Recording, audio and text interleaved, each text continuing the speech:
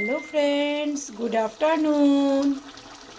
এই যে দেখে নাও, আজকে আমি পনিরের তরকারি করছি। তো আলুটাকে আমি আগেই একটু ভালো করে কষিয়ে নিয়েছি, মশলা তেলের মধ্যে ভালো করে কষিয়ে নিয়েছি। আর পাঁচফোড়ন সম্বাস দিয়ে, তেজপাতা সম্বাস দিয়েই আমি করছি। আর এখন টমেটো দিয়ে দিয়েছি। আর এই যে একটু বয়েল করা ফুলকপিগুলোও দিচ্ছি। ফুলকপিটা হলুদ রঙ কেন জানো? সাদা সাদা ফুলকপি আমার দেখতে একদমই ভালো লাগে না। তো আমি সেটার জন্য একটু, যখন এটাকে গরম জলে একটু মানে ভাপে দিয়েছিলাম, তখন একটু কি করেছি, হলুদ দিয়ে দিয়েছি।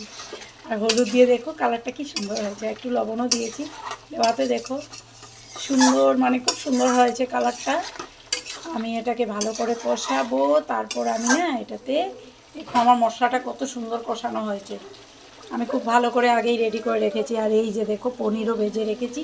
তো এটা আমার ছেলে মেয়ের জন্য তরকারি করছি, আমাদের জন্য না। আমরা আজকে মাছ